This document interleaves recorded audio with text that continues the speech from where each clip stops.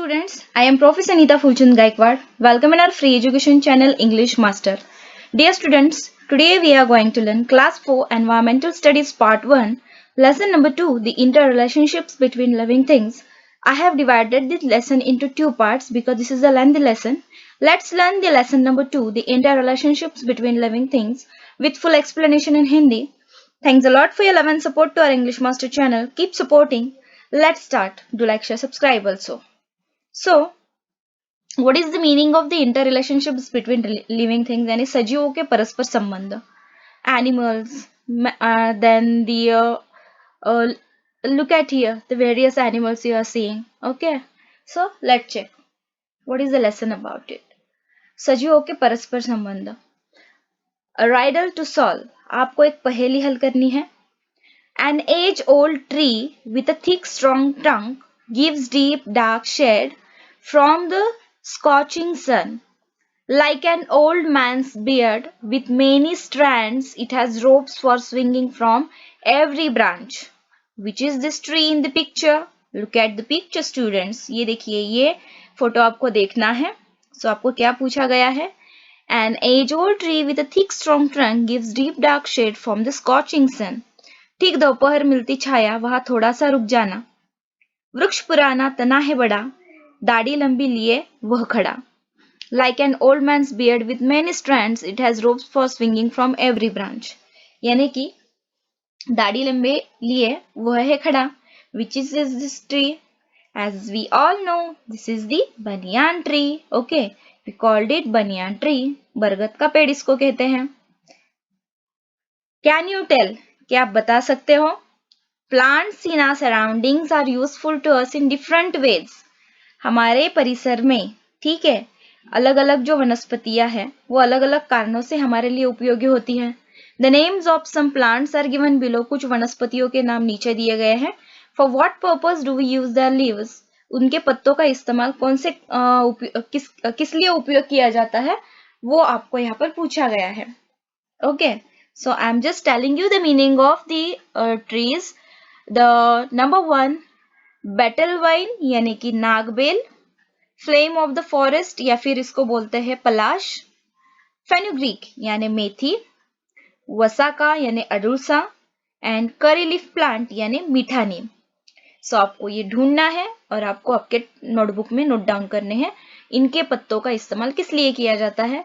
तो आप अपने पेरेंट्स का यानी कि आप अपने पेरेंट्स को पूछ सकते हो. You can take their help and just write down the uses of these various plants, leaves. Okay, so चलिए next पढ़ते हैं. The needs of living things are met in their environment. So यहाँ पर क्या पूछा गया है कि सजीवों की आवश्यकताओं की पूर्ति परिसर से होती है. ये आपको यहाँ पर बताया गया है. We have many needs like food, water, air, clothes and shelter. यानी कि भोजन, पानी, हवा, वस्त्र और आवास इत्यादि हमारी कई आवश्यकता है. All these needs are met in our surroundings. और हमारी इन्हीं आवश्यकताओं की पूर्ति हमारे परिसर द्वारा होती है. In fact, food, water and air are the needs of all living things.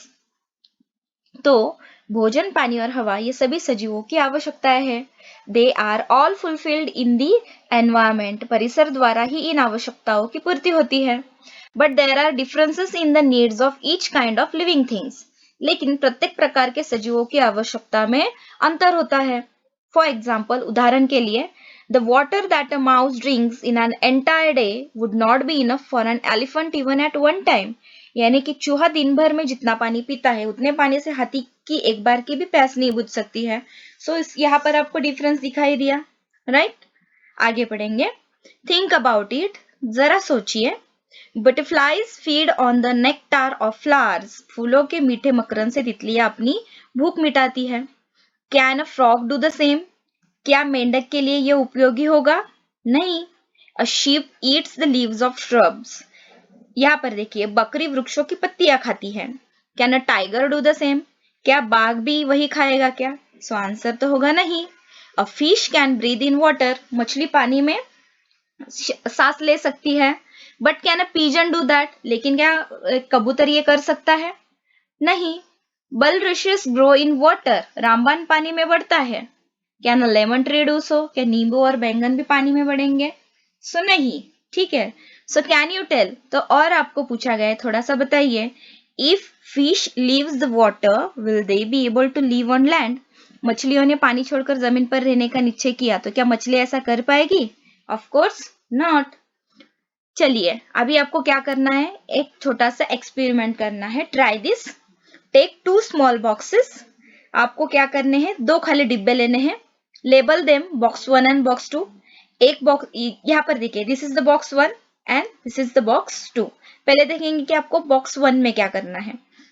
दोनों भी बॉक्स में आपको क्या करना है, fill them 3/4 with soil, make the soil moist enough to sow seeds.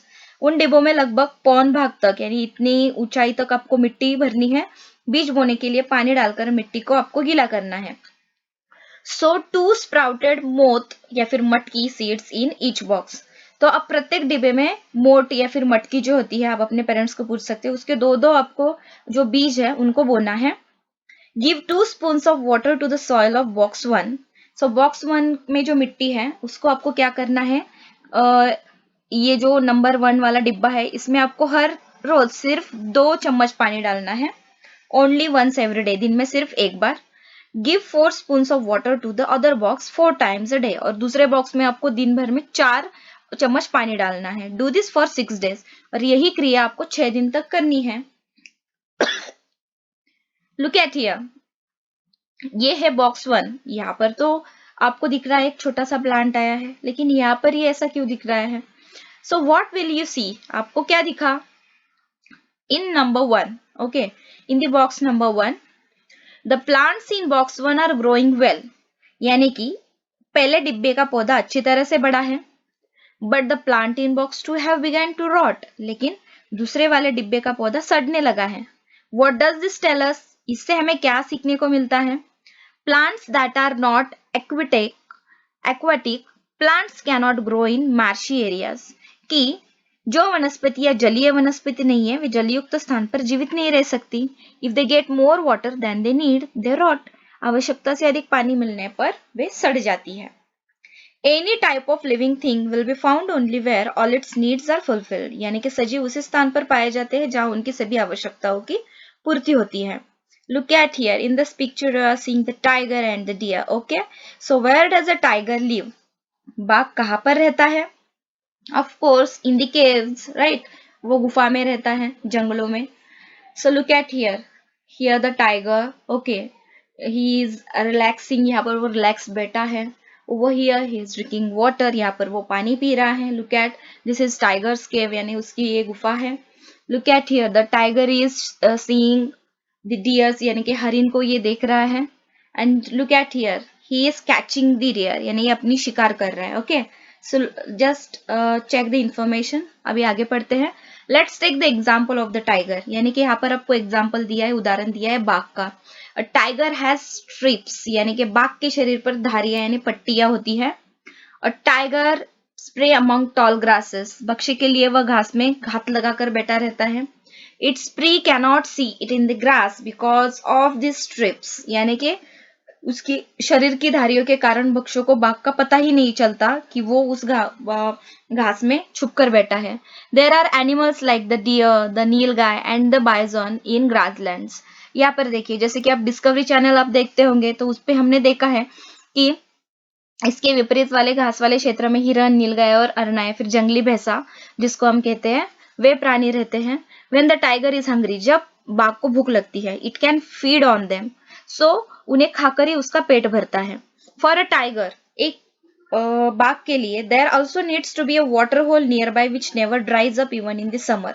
तो उसको खाने के साथ पानी की भी आवश्यकता होती है और गर्मी के दिनों में भी आसपास पानी के ऐसे स्रोत होने चाहिए जो कभी सूखे नहीं पड़ेंगे। There must also be dense vegetation, tall grasses or caves in hills or mountains in the area so that the tiger can find shelter. तो ऐसे स्थानों पर घनी झाड़ियां, ऊंची घास अथवा पहाड़ी या फिर गुफा होने की संभावना होती है। इनसे निवास के लिए बाघ को ओट मिल सकती है। A tiger inhabits an area where all these things are available. ये सारी चीजें जहां पर उसको अवेलेबल होती है, बाघ वहीं पर रहता है। कैन यू टेल, क्या आप बता सकते हो? From where do we get silk की मनुष्य को प्राकृतिक रेशम कहाँ से मिलता है। How are trees useful for monkeys, बंदरों के लिए वृक्षों का उपयोग किस प्रकार का होता है। How are trees useful for birds, पक्षियों के लिए वृक्षों का किस प्रकार उपयोग होता है।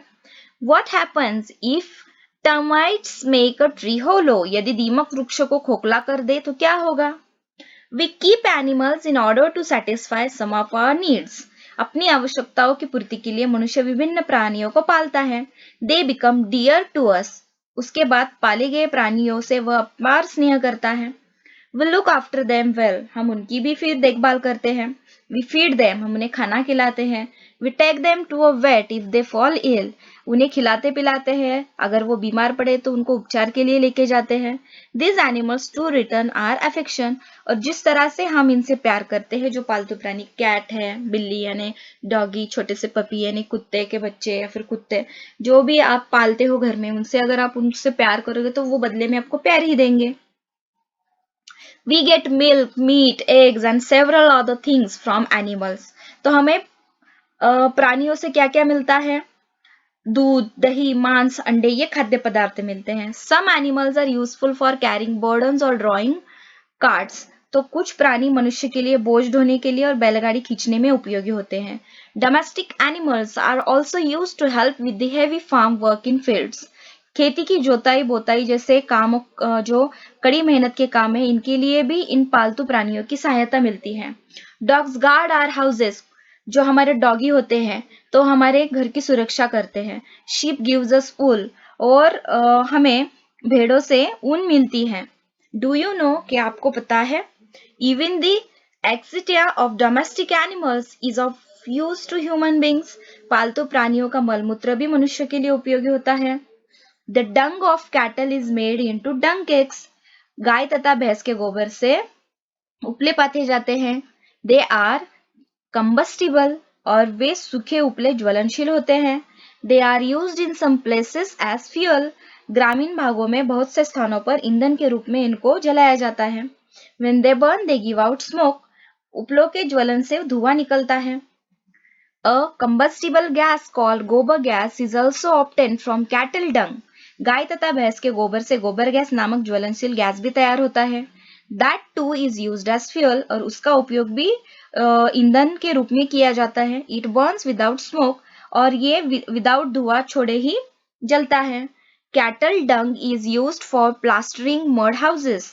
मिट्टी के घरों को लिपने में भी गोबर का उपयोग होता है। Manures made from cattle dung and sheep pellets are good for plants. गाय भैंस बैल आदि के गोबर से गोबर की खाद और भेड़ों तथा बकरियों की लेंडी से लेंडी खाद तैयार की जाती है। Farmers use them for growing crops, और किसान इनका उपयोग खेती के लिए करते हैं। Look at the picture. Animals are our friends, जो आपके टेक्स्ट बुक में आया है। प्राणी हमारे मित्र हैं। Look at the horse.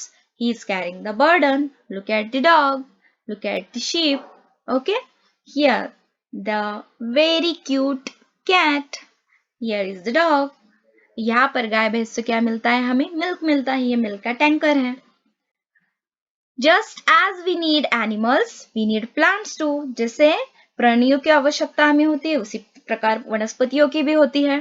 Plants give us food grains, vegetables and fruits. So हमें प्लांट से, वनस्पतियों से क्या क्या मिलता है, अनाज, साग सब्जी, विभिन्न प्रकार के फल हमें उनसे मिलते हैं। We love flowers too, और हमें उनसे फूल भी मिलते हैं।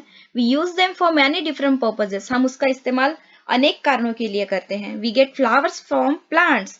हमें वनस्पतियों से फूल भी मिलते हैं। We also get cotton wool from plants to make cotton clothes. कपड़ों के लिए आवश्यक कपास भी हमें वनस्पतियों से मिलता है, जिससे कपड़े बुने जाते हैं। We grow plants that are useful to us methodically, यानी कि अपनी आवश्यकताओं की पूर्ति के लिए हम वनस्पतियों का यानी कि कुछ तो पर्पस होता है, फॉर दैट ओनली उनका रोपण करते हैं। वी सो सीड्स, हम बीज बोते हैं।